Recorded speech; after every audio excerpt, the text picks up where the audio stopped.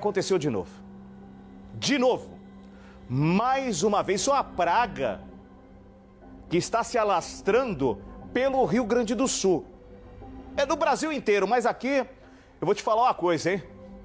Tá beirando o absurdo mesmo. Aconteceu o 29º feminicídio do ano aqui no estado.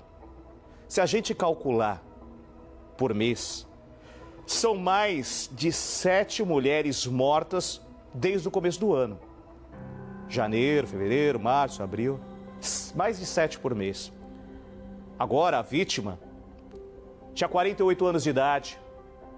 Foi assassinada a facadas pelo companheiro em Parobé, no Vale do Paranhana. Segundo a Brigada Militar, ainda no local a mulher indicou aos policiais e aos socorristas do SAMU que o autor do crime era o marido, de 46 anos de idade, antes de morrer. E aí eu trago aquela reflexão, né? É impressionante como a vítima tirou força, porque ela já estava muito ferida, ela já estava muito debilitada. Muito debilitada. Mesmo assim, antes do último suspiro, aquela fração de força ela usou para denunciar o autor do crime, o próprio marido. Quem vai contar essa história é a Gabriela Dias. Ela está ao vivo aqui com a gente, na tela da Band RS. Boa tarde, minha amiga. Oi, Gamon, boa tarde para você, boa tarde a todos. Infelizmente, mais um feminicídio no Rio Grande do Sul, desta vez em Parobé, no Vale do Paranhana. Isso aconteceu no sábado. A vítima foi identificada como Diná Jimenez, de 48 anos, morta a facadas, então, pelo companheiro dela, Matheus Castro, de 46. De acordo com a Brigada Militar, quando eles foram chamados, então, na casa da vítima, chegando lá onde o crime aconteceu, o suspeito negou a agressão e também acabou afirmando que Diná teria se autolesionado ainda no local e com vida. A vítima desmentiu essa história e informou aos agentes que o companheiro era quem tinha praticado esse crime contra ela, essas facadas. Ela chegou a ser encaminhada ao hospital lá da cidade de Parobé com ferimentos na perna, mas acabou não resistindo.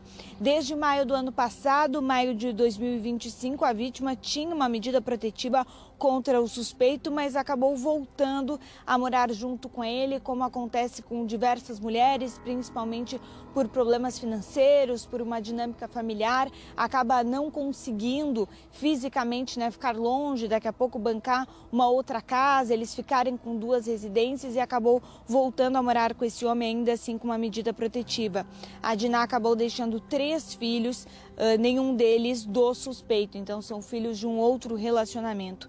Já o autor do crime, que tinha antecedentes criminais por ameaça, lesão corporal, roubo e vias de fato, foi preso em flagrante. Esse, como você falou, foi o 29º feminicídio do Rio Grande do Sul, apenas neste ano de 2026. O 28º foi confirmado pela Secretaria da Segurança e se trata de um caso de Caxias do Sul que aconteceu na semana passada e estava sendo investigado. Uma mulher foi morta a tiros pelo companheiro, que era um guarda municipal, e o suspeito acabou tirando a própria vida depois do crime. Vale lembrar que eu acho, Gamon, que vai entrar mais um feminicídio nesse caso, que é a Dalmira, mãe da Silvana, do caso da família Guiar, que por enquanto não está contabilizada nessa conta. Essa conta ainda deve aumentar. Hoje o Ministério Público, né, falou que também vê o caso da Dalmira como um feminicídio, que não é só em caso de um homem que mata uma mulher, no caso eles tendo ali um relacionamento, mas também como havia um relacionamento da Dalmira com o ex-genro dela, que era o Cristiano, neste contexto familiar também cabe como feminicídio, Gamon.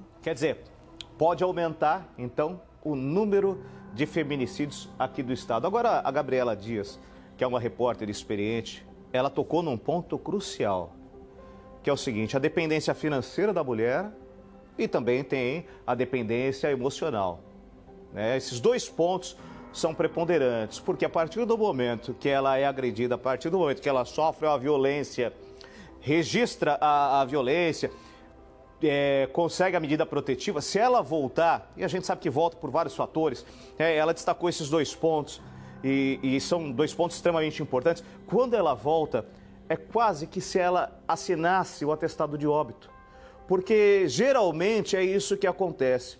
Quando ela volta para a casa do agressor ou para a casa dela, muitas vezes porque o agressor não sai de casa, às vezes tem isso também, volta a conviver, vamos dizer assim, volta a conviver, é como se ela tivesse assinado atestado de óbito. Porque 90% das vezes ele vai matar a companheira, não é, Gabriel? Exatamente, é um ciclo de violência, né? Acontece a violência, logo na sequência ele vem com uma história de que se arrependeu, de que não era bem assim. Tem o que a polícia, né, as autoridades falam da fase de lua de mel, então ele se desculpa, às vezes traz um presente, volta a tratá-la muito bem. E mais uma vez em um rompante, em uma briga, muitas vezes uma briga qualquer, uma briga boba, ele mais uma vez se descontrola e acaba agredindo fisicamente, muitas vezes psicologicamente, às vezes fisicamente, o que também pode culminar em mais um feminicídio. Esse ciclo é tão difícil de ser quebrado, principalmente por essa questão financeira, às vezes familiar, às vezes são os próprios filhos que acabam, né, denunciando, mesmo com uma idade muito jovem, percebe que a mãe não aguenta mais essa situação, mas conseguir sair dessa questão financeira para muitas mulheres é muito complicado. Às vezes o próprio companheiro, né, não deixa ela trabalhar. E aí a única forma que ela tem de se manter, que ela tem de colocar esses alimentos na mesa, de participar de alguma forma da vida desses filhos, é ficando nesse relacionamento abusivo. Por isso é muito importante, a gente sempre reforça a denúncia, não só se você está passando por uma situação de violência psicológica, mas também de outras pessoas, né, do ambiente familiar, vizinhos, muitas vezes, o próprio ambiente escolar. É importante a gente reforçar isso nas escolas, a educação vir com isso, porque muitas vezes, como eu mencionei, é o filho que chega na escola e diz para a professora, para uma diretora: olha, eu acho que lá em casa está acontecendo essa e aquela situação, e assim as autoridades podem entrar. O feminicídio é um crime muito difícil de ser combatido, porque ele acontece dentro das casas, quando a gente tem situações de pandemia, em que as pessoas ficaram mais em casa, de enchente, em que muitas pessoas se reuniram em algumas casas, né, que estavam próprias, toda essa situação vai se agravando. Ainda assim, em 2026, por enquanto, a gente não teve nenhum fenômeno desses e um boom, digamos assim, né, um número muito alto de feminicídios aqui no Rio Grande do Sul, que, como eu mencionei, pode aumentar,